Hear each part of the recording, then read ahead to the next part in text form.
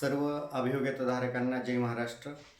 आजच्या व्हिडिओमधून आपण शिक्षक भरतीतील अपडेट्स पाहणार आहोत। सर्वात महत्त्वाचं म्हणजे आज सकाळपासून विद्यार्थ्यांना लॉग इन करण्यासाठी प्रॉब्लेम येत होता। त्यांच्या मोबाईलवरती OTP येत नव्हता, 404चा एरर येत होता।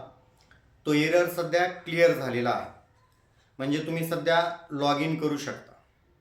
त्यानंतर दुसरी महत्त्वाची अपडेट म्हणजे तुम्ही जे काही प्रेफरन्स जनरेट करणार आहात ते विथ इंटरव्ह्यू आणि विदाऊट इंटरव्ह्यू हे दोघंही डाउनलोड करून ठेवा, त्याला व्यवस्थितपणे टॅली करून ठेवा आणि 8 तारखेच्या नंतर म्हणजे 8 तारीख आणि 9 तारखेला तुम्हाला ते लॉक करण्याची सुविधा उपलब्ध होणार आहे। त्यानंतर सर्वात महत्त्वाचं म्हणजे जर तुम्ही याप्रमाणे जर असताल तरच तुम्ही शिक्षक भरतीमध्ये इन्क्लूड आहात, अन्यथा तुम्ही शिक्षक भरतीमधून बाहेर जाणार आहेत। म्हणजे तुम्ही मार्क चांगले असतील, क्वालिफिकेशन असेल, पण या जर छोट्या छोट्या नॉमिनल जर चुका झाल्या तर तुम्ही कोणत्याही स्तरावरती भरती प्रक्रियेतून बाद होणार आहात। आता यामध्ये काय तर सर्वात महत्त्वाचे म्हणजे तुम्ही तुमचं जे असलेलं एज्युकेशनल आणि प्रोफेशनल क्वालिफिकेशन आहे त्याप्रमाणेच तुम्हाला तुमचे असणारे प्रिफरन्स आलेत का हे पहा आणि तेच प्रिफरन्स तुम्ही लॉक करायचे आहेत। आता मला एका अभियोग्यताधारकांचा कॉल आला आणि त्यांनी मला असं सांगितलं की सर माझं D.Ed आहे आणि त्याच्यानंतर माझं BA आहे, परंतु मला ग्रॅज्युएशनसाठी 6 ते 8 वर्गासाठी फक्त इंग्रजीचेच प्रिफरन्स न येता मला अन्य विषयाचे सुद्धा प्रिफरन्स आलेले आहेत। त्यांचं BA इंग्लिश असताना देखील त्यांना वेगवेगळे प्रिफरन्स आलेले आहेत। तर असे प्रिफरन्स आपण तांत्रिक कारणास्तव जनरेट झालेले आहेत, ते तुम्ही लॉक करायचे नाहीत। तुमचं क्वालिफिकेशन जे असेल त्या क्वालिफिकेशनला टॅली करा आणि त्याप्रमाणे तुम्ही त्याला लॉक करायचे। काही अभियोग्यताधारकांना तर त्यांचं मीडियम मराठी असताना देखील त्यांना काहींना हिंदी मीडियमचे, काहींना उर्दू मीडियमचे, काहींना इंग्रजी माध्यमाचे सुद्धा प्रिफरन्स जनरेट झालेले आहेत। तर अशा अभियोग्यताधारकांना विनंती आहे, अशा अभियोग्यताधारकांनी कोणत्याही तुमचं माध्यम सोडता अन्य माध्यमाला क्लिक करायचं नाही, त्या प्रिफरन्सला तुम्हाला लॉक करायचं नाही, त्याला सोडून द्यायचं आहे।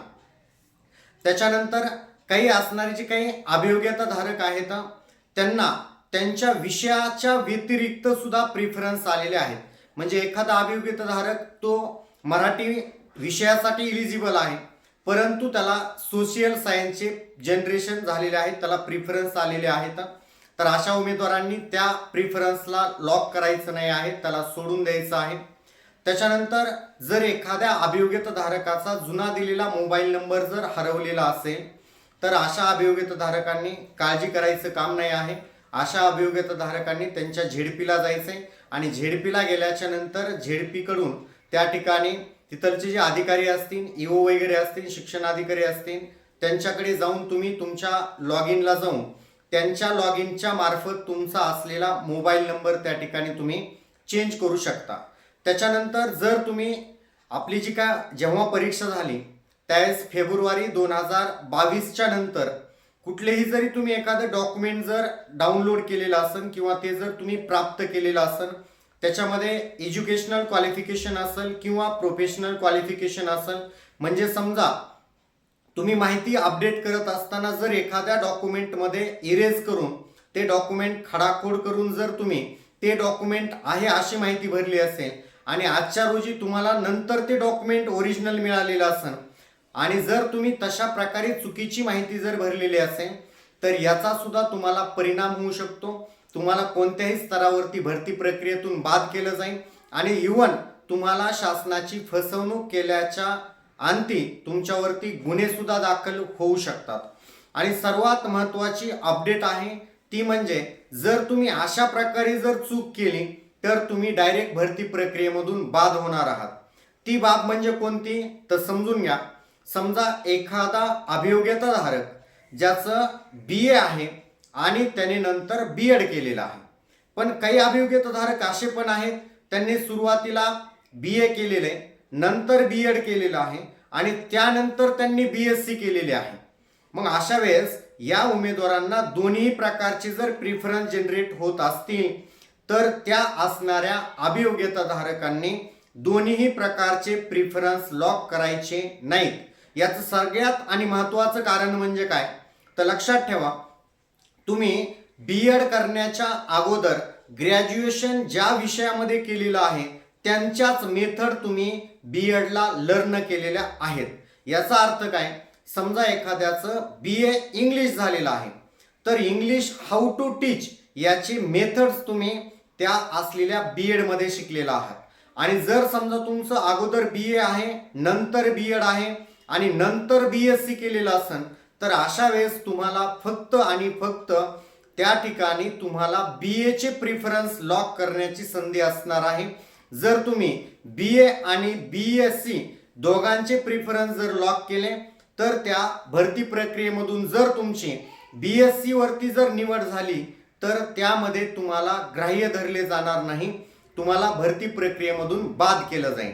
आता याच्या उलट असे काही उमेदवार असतील की ज्यांचं सुरुवातीला BSc झालेलं आहे, नंतर त्यांचं B.Ed झालेलं आहे आणि त्यानंतर त्या उमेदवारांनी परत BA केलेलं आहे. जर असे उमेदवार असतील ज्यांनी सुरुवातीला B.Edच्या अगोदर BA केलेलं आहे, त्यांनी नंतर BSc केली चालणार नाही, तर त्यांनी BA चे प्रिफरन्स द्यायचे आहेत. आणि असे उमेदवार ज्यांनी सुरुवातीला BSc केलंय, नंतर B.Ed केलेलं आहे आणि नंतर जर BA केलेलं असेल तर अशा उमेदवारांसाठी सुद्धा या ठिकाणी अडचण निर्माण होऊ शकते. कारण की यांना सुद्धा, या उमेदवारांना दोन्ही प्रिफरन्स जनरेट होतील, म्हणजे BA चे पण येतील आणि BSc चे पण येतील. पण त्या उमेदवाराने B.Edच्या अगोदर BSc केलेली आहे तर त्या उमेदवारांना BSc चे असलेले जे काही विषय आहेत त्याच्या तो हाऊ टू टीचच्या मेथड शिकलेला आहे.